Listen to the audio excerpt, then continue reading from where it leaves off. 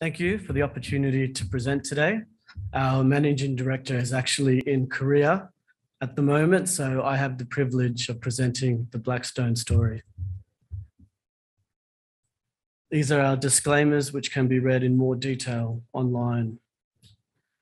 So Blackstone offers investors excellent exposure to the electric vehicle and lithium-ion battery thematic, and in particular, the movement to high nickel content in the cathodes of a battery. We offer this exposure through two main ways. The first way is through our ownership of the nickel sulfide district in KHOA in northern Vietnam. The second way is through our plans to develop a downstream refinery in Vietnam.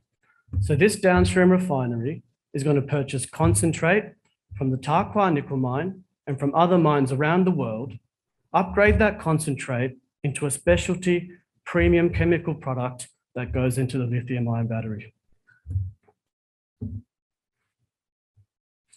I'll start off a little bit with the macro. So at the moment, there is significant structural change undergoing in the nickel market. Nickel demand is primarily driven by the stainless steel industry. However, the growth in demand from nickel that is expected to be driven from lithium-ion batteries is set to grow exponentially. The Class 1 production in the world today is simply not enough to meet this projected demand. And because of that, we expect that there will be a supply shortage or nickel deficit or supply deficit in the nickel market in the short to medium term. Because of this deficit, nickel prices will need to stay higher for longer to incentivize new supply to come online and bridge that gap. So there are a number of different battery chemistries, and this space in terms of the technology continues to evolve. Blackstone is very much focused on the NCM chemistry, and within that, the NCM 811 brand. That is nickel, cobalt, and manganese in the ratio of 8:1:1. The market intelligence that we've gathered suggests that NCM and NCM 811 in particular will be the dominant chemistry by the end of the decade.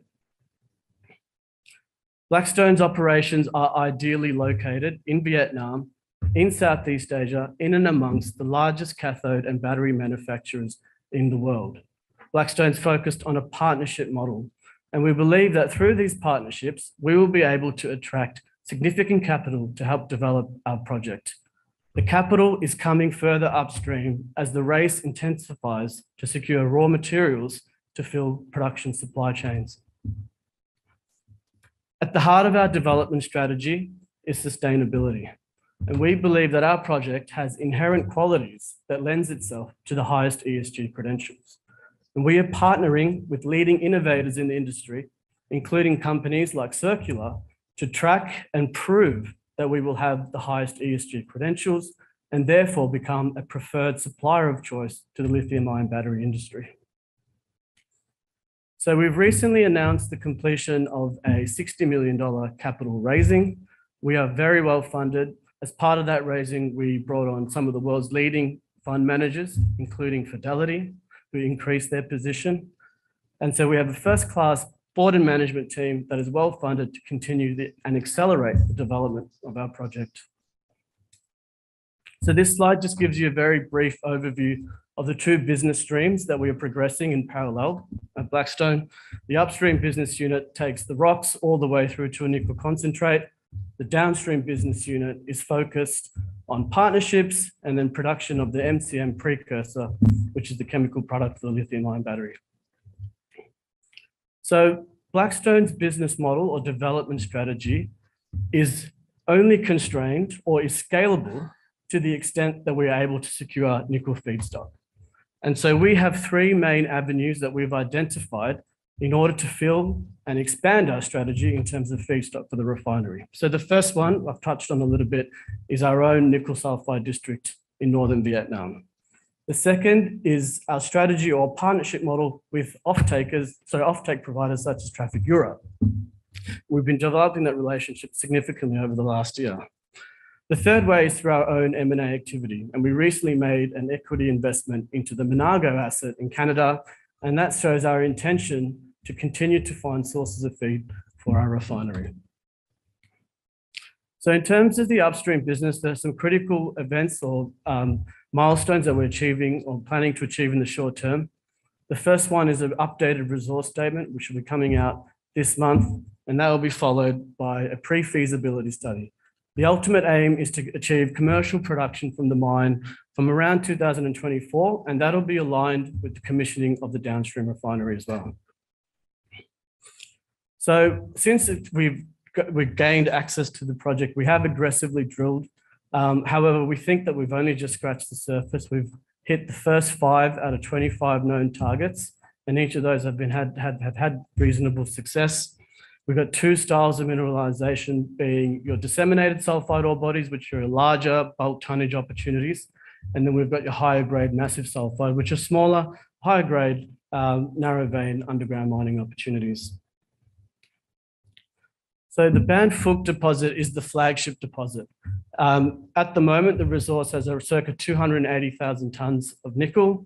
This is going to provide the base load feed to a large concentrator, and that's what we're studying at the moment and will be incorporated into the upcoming upstream PFS. Banchang is our most advanced high-grade massive sulfide opportunity. It's very high-grade, but also associated with significant byproduct credits. So we've got copper, cobalt, and PGEs as well in that mineralization. We're very excited to be working with the government on a regional opportunity called Chimban. This has a magnetic signature circa 15 times the size of our flagship deposit. We'll continue to develop that target in the coming months. So we released a downstream pre-feasibility study in July this year. It showed very compelling economics for the refinery. So the reason we are able to demonstrate such strong cash flows is linked to the fact that there's such a low capital intensity on this project. So $491 million might look like a big number, but for the nickel output that you are getting for that capital investment, it is very low relative to other projects around the world. So the $2 billion NPV and the strong internal rate of return of 67% of this project is driven by a very low capital intensity. So we're finalizing the location for the refinery at the moment. Both will be well situated or adjacent to the existing nickel sulfide district, KHOA.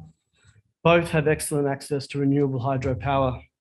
Importantly, the government is incentivizing foreign direct investment. They are very encouraging of our strategy to keep value in country, and that comes with significant tax incentives. So the downstream refinery will not be paying any tax for the first 4 years and only 5% for the 9 years thereafter.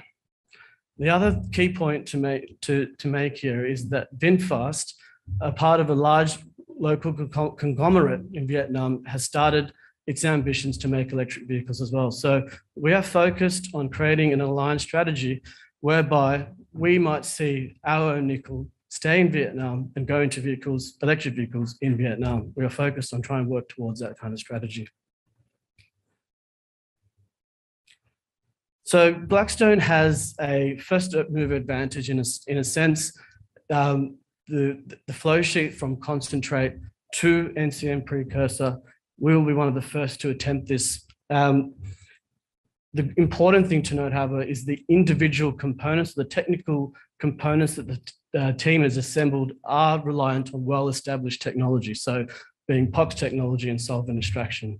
We've built our internal capacity, we've attracted significant talent to our business, and we've engaged with leading hydrometallurgists in the industry, including Wood, who will be leading our DFS, and ALS, who will be driving our pilot plant testing. So this slide is effectively the business model for the downstream refinery in one page. So we purchased nickel concentrate at circa 75% of metal spot price, and we upgrade it into a premium chemical product, which typically trades between 20 and 40% premium. So it becomes a margin-based business. Operating in Vietnam, we have significant competitive costs, low labor costs, cheap hydropower, which enables us to retain that margin.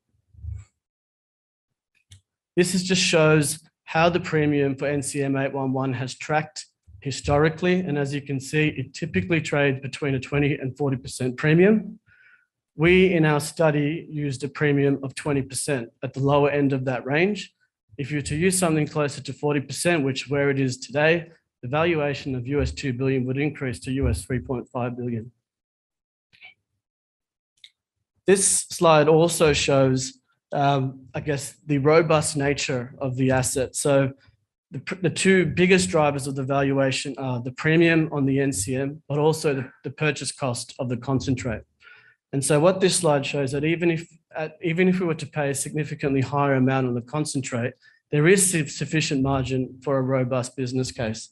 So for example, if we use the 20% premium in the study, but pay 10% above market rates, you can see for that 10% above market rates for the concentrate, you'll see that the valuation is still around 1.5 billion.